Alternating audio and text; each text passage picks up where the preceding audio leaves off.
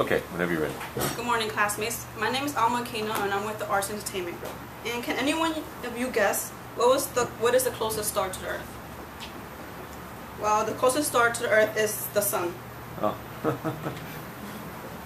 And here's a picture. And this picture is considered photography, but it's under a certain branch of photography called astrophotography, which is basically space photography taken through telescopes, cameras, or satellites. And in my presentation, I'll be discussing some of the certain techniques used in this branch of photography. And I'll be discussing what exactly is astrophotography, techniques used to take photos from Earth to space, and techniques used to take photos from space to Earth by astronauts. Okay, I have another question for you all. Can any of you guess what is the first photo taken of in space? Well, it's the moon. And here's the photo. It was taken in 1840 by John William Draper. And he took this photo by a method called daguerreotype.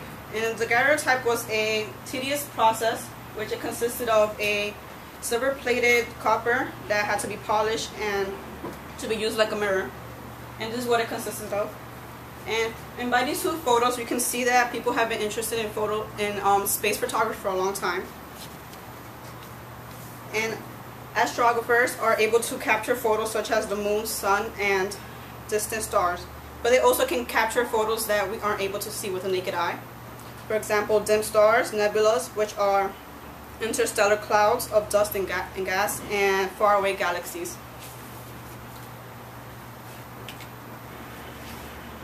Okay, now that we know some background on astrophotography, we can learn some of the more modern techniques. And for example, digital cameras can capture photos like this, like in the top. And this photo was taken by Virgilio Bernal Andreo, and in an article called "The Making of a Mind-Blowing Space Photo" by Alexis Magro, interview Andreo on his process from getting from this top picture, which is black and white, to the bottom picture, which is quite colorful.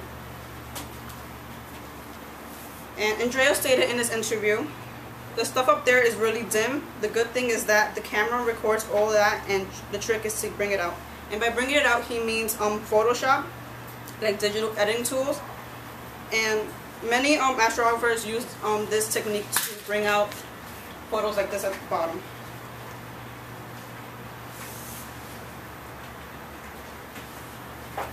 In outer space, astrophotographers have other things to worry about other than dim stars. And Donald Petit is a professional astrographer and also an astronaut from NASA.